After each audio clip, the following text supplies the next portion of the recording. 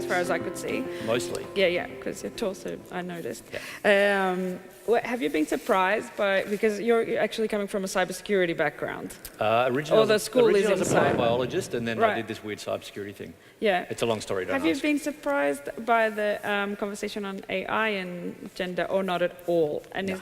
is that going into cyber I am. as far as you can see? Or Yes. STEM, yes. Yeah. But Look, I'm not. It's disappointing, but I'm not surprised to Right. hear that we're seeing those same kind of. If you have a man who programmed, the reality is computers just do what they're told. Right. So if the man tells the computer to do something in the way the man says it, then strangely enough, you're probably going to end up with bias in whatever system gets produced. Yeah, of course. And So- the usual challenges around, we run a lot of programs to try and encourage going into schools and trying to encourage more girls to come into it. But it is challenging when you know yourself. And I look at my own daughter and I say, would I really want her to come into some of those environments? So, Yeah, of course. it's tough.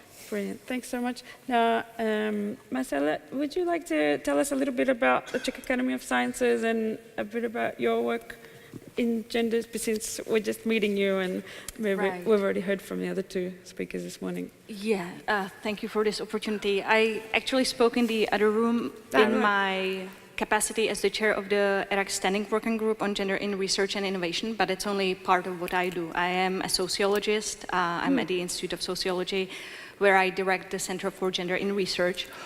And we actually stand sort of on two legs. One is research, so we do research into gender inequality and working conditions in research, mobility, sexual harassment, satisfaction with working conditions, impact of research assessment, the whole lot. But the other part is support and advocacy work. So we work with the Czech state administration and research funding organizations to try to implement some of the changes that are being discussed. We have been successful in some. Sometimes we had to file complaints with the ombudsman. Sometimes we really had to take strong action to move things forward.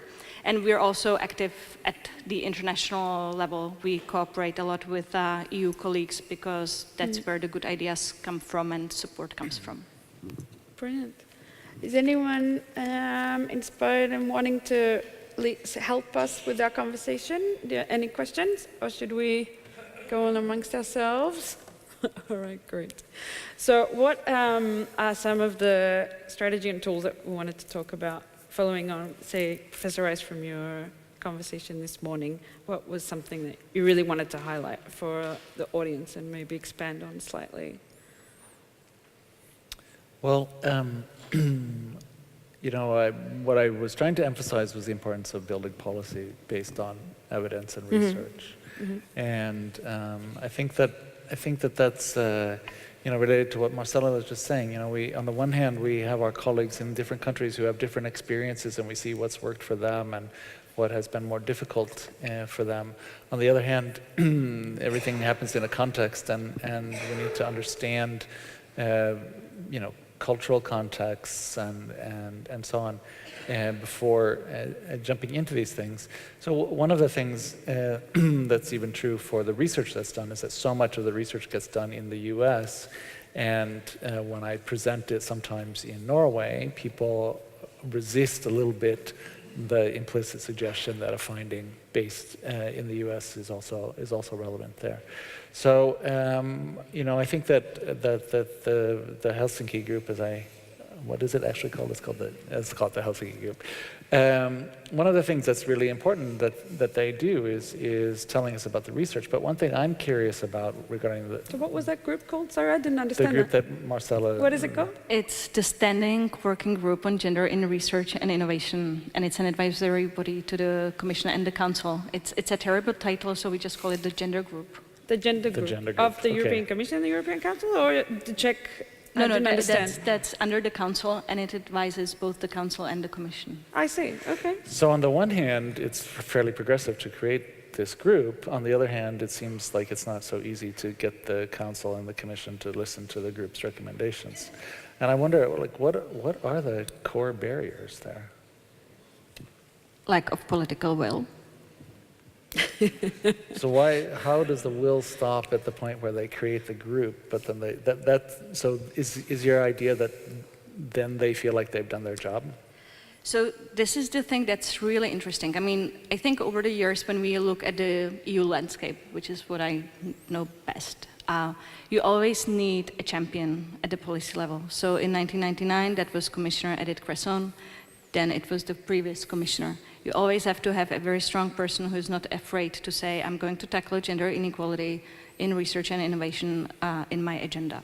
And that's when things get moving, and then you can see it in how gender equality issues got addressed in the framework programs that were negotiated with those commissioners. And then there's backlash. After Framework Program 6, the backlash came from the research community. When Framework Program 6 it was backlash. So, and when this was negotiated, then the Commissioner Potočnik said the research community did not feel comfortable with the gender equality measures that were in place in Horizon, in the framework program, previous one.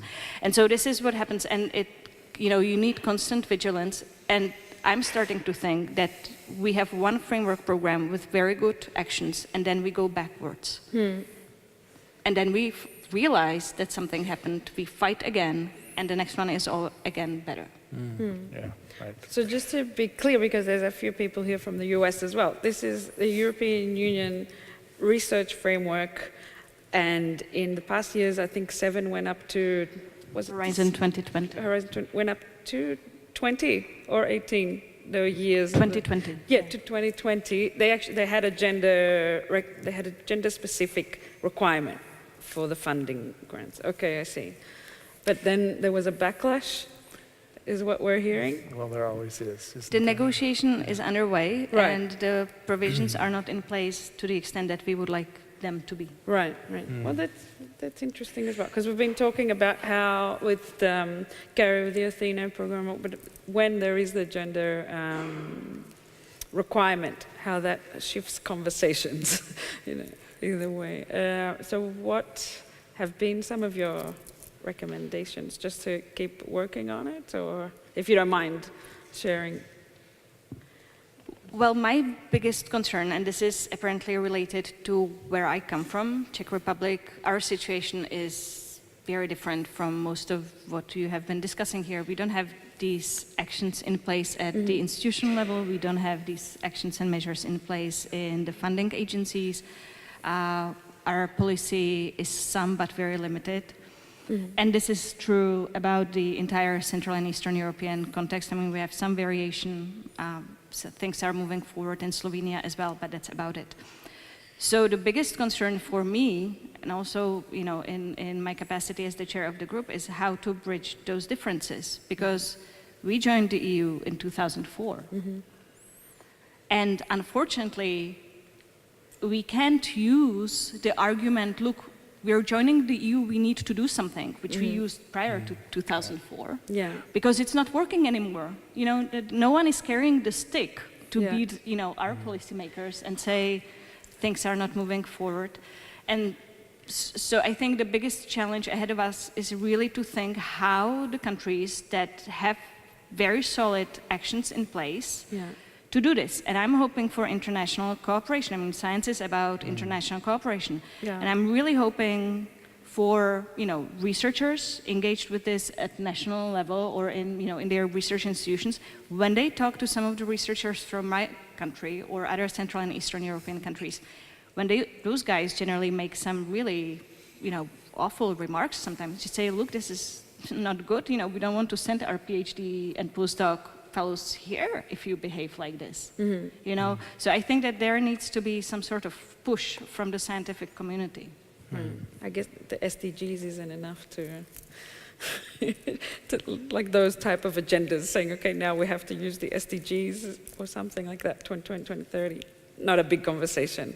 But just for those who wouldn't know, what would the gender imbalance, for example, in research and industry be in the Czech Republic? Just for those who wouldn't have because I had the impression, I could be wrong, but that STEM was actually quite more strong in the region. It was, and then a lot of the public research institutes got privatized after 1990 and closed down. So our, what would be the private research and innovation base basically disappeared. Okay. And so the proportion of women among researchers is at 28% and it's falling. So I think we are probably the only country in Europe that has falling proportion of women among researchers. That's particularly true of natural sciences, where we have the highest proportion of researchers.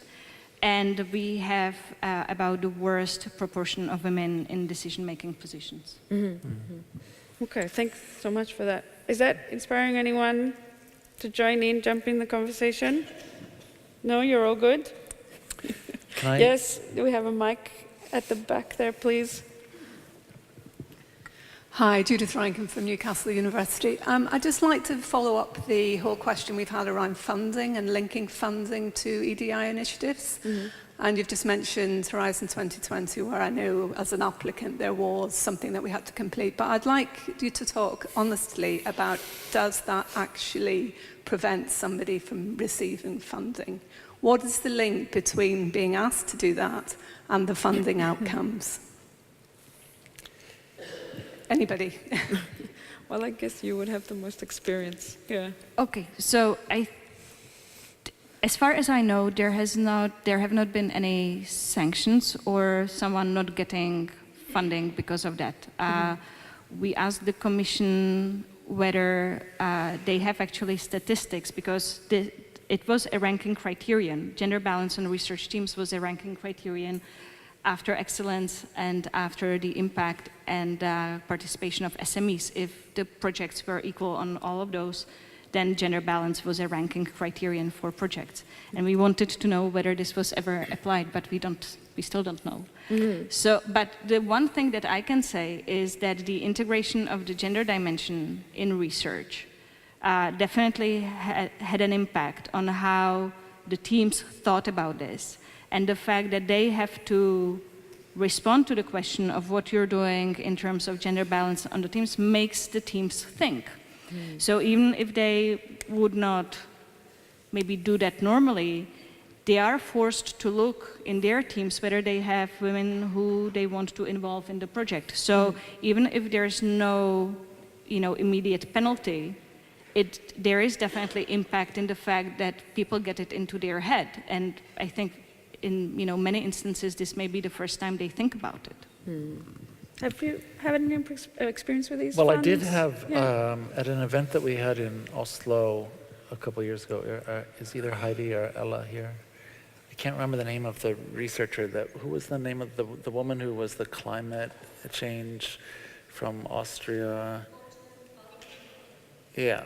So I'm pretty sure that she told me that she got a rejection on a Horizon project because she had too many women on the project. Too many women. Yeah. Yeah. But in Norway, at the Research Council of Norway, we have a totally parallel kind of requirement where you should talk about gender dimensions that are relevant in the research project. And I agree with Marcela that does give heightened awareness to the issue, and I think that's important. But it is possible to, when you have it as a criterion in the way that was described here, where if the first three things are, decisive, then it's like we used to have this thing in the hiring situations in Norway. If the two applicants are otherwise exactly equal, then we go for the woman. And how often does that happen, right? Yeah. So another way to do it would be to have it as a part of the entry process to evaluation, right? So we just send the application back.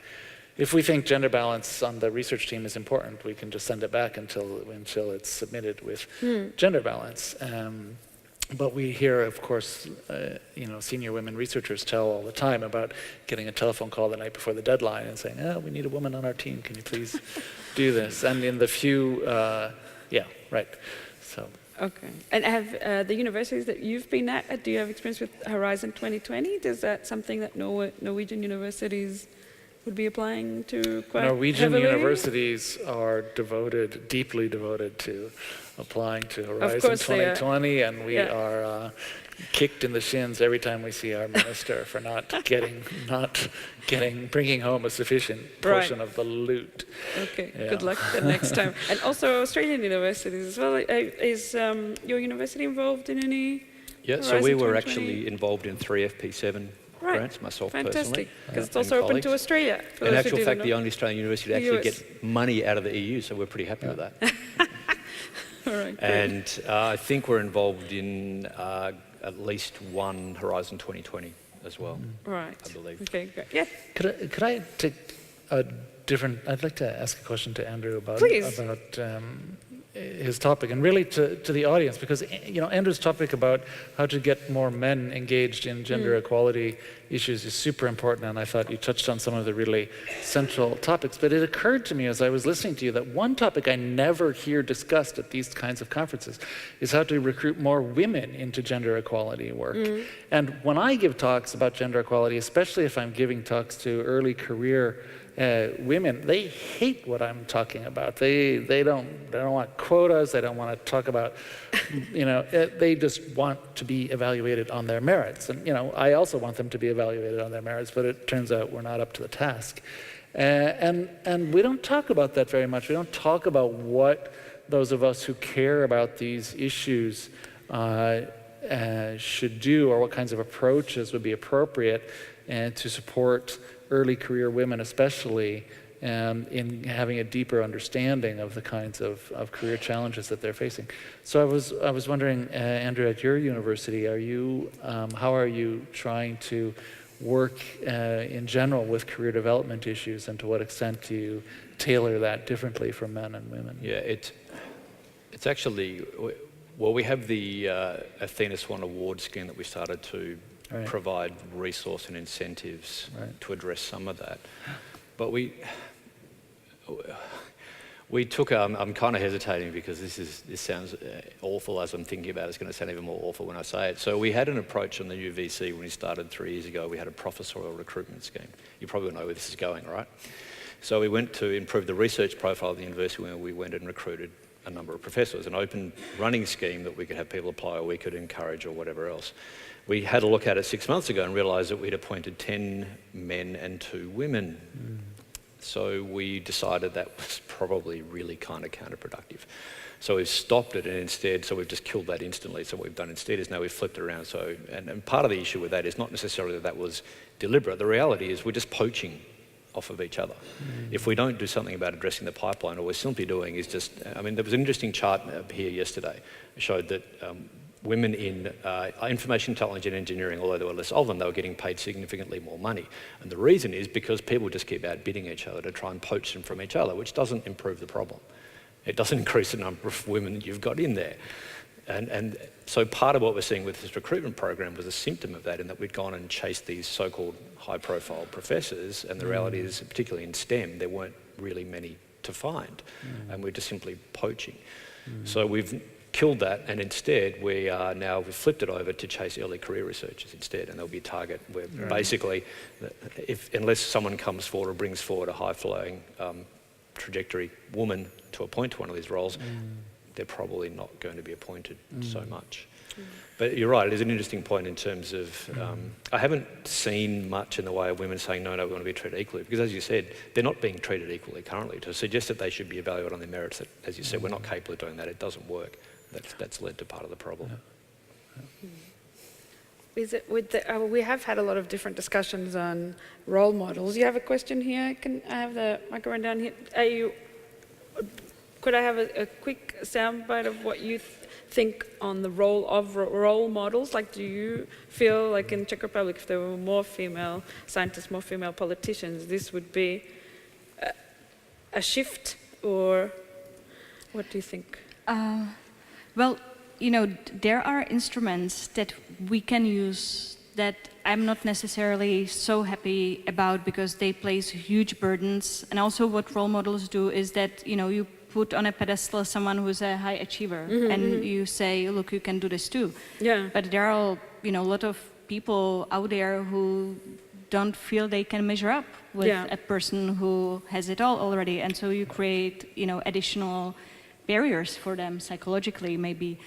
Having said that, I am forced to use a lot of strategies in the Czech Republic, which I would not be using in other contexts because we don't have any other resources. So, I, for example, work a lot with the fact that there's high value attributed to motherhood and work-life balance. So, for the past several years, we have really been working on work-life balance measures because that's the only thing that the policymakers and institutions listen to.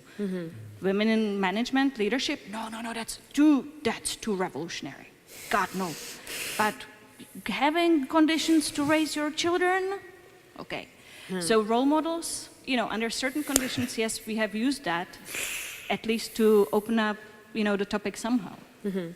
But then what we're, for example, doing next Monday with the president of the Czech Academy of Sciences is a fuck-up brunch, where she will be talking about the things that did not work in her research career or the obstacles that she had to overcome so that the young women in the Academy of Sciences realize that it's not a linear trajectory and that they don't need to compare to the high flyers at their institutes only. That there is a career going to the president of the Czech Academy of Sciences who is a woman, but maybe very windy.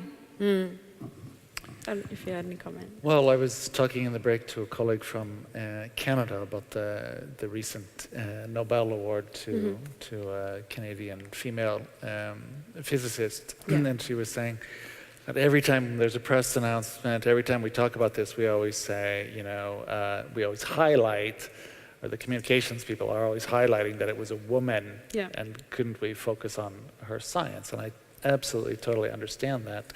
At the same time, it's kind of the destiny when it's so skewed. It's the destiny of those few women to be brought up as role models. But as Marcela points out, that there's research on the effect of role models, and one of the really important points is sort of the perceived distance between the individual who needs a role model and the role model. So I'm not sure that a Nobel laureate is the one that gets a high school senior to choose to go into physics. What they need is people around them who are doing physics, so that they think that that's a normal career path for anyone to be able to choose. Yeah, great point. Okay, and just a question. Hi.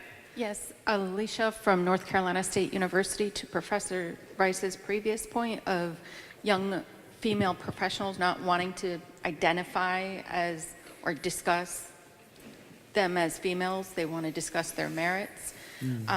Maybe as a question or a statement, what we're seeing is a trend not only in our student enrollments, but also our professional applicants in our professoriate or technical roles. They choose not to identify their gender or race or any other identifying qualities. Right. We're seeing this as a growing trend where they just choose not to disclose. And is that systemic of what you are sharing?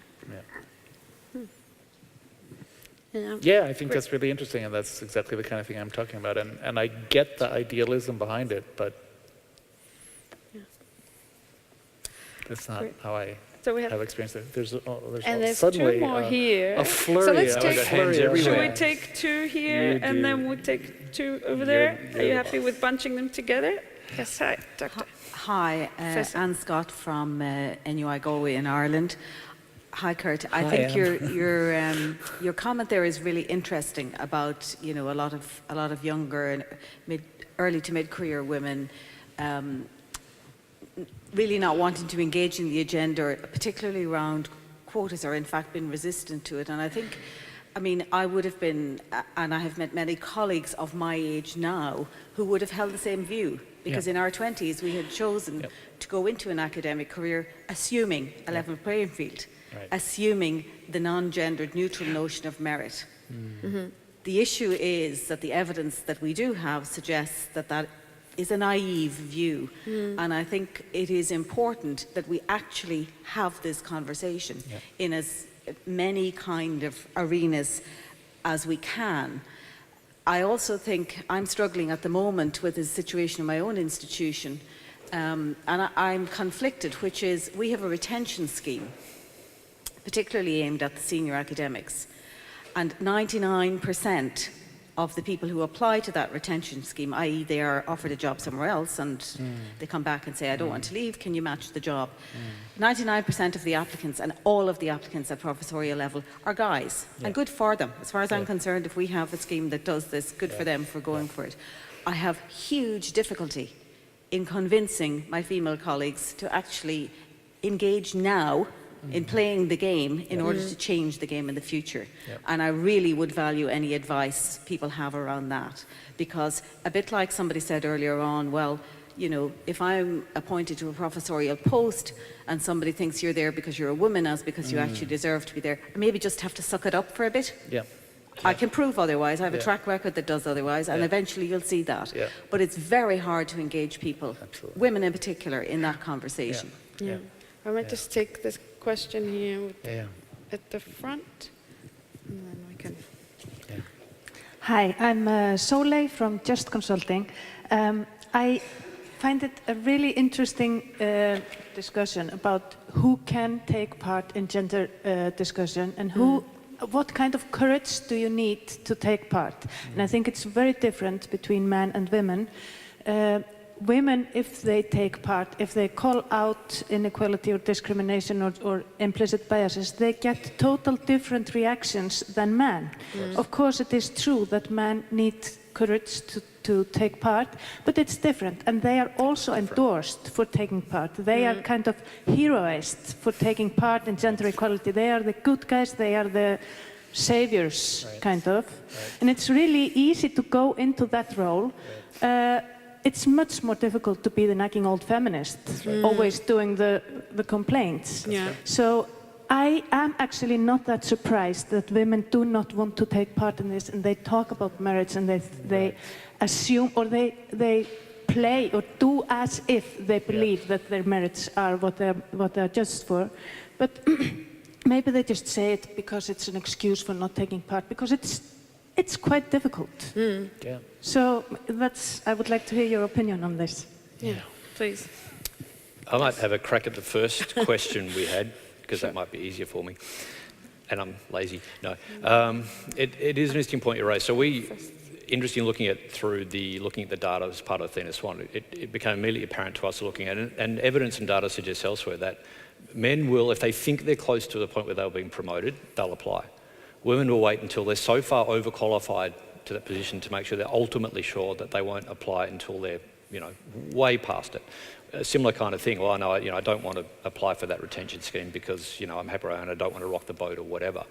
And I think that is where the mentoring and leadership aspects come into it. I honestly can't think of any other way that you can really legitimately tackle that other than having that conversation and the confidence building and saying to them, no, that you are valued and we do need you here and you are rewarded and you are worth it and you do need to put your hand up and say, no, I'll have that, thank you very much.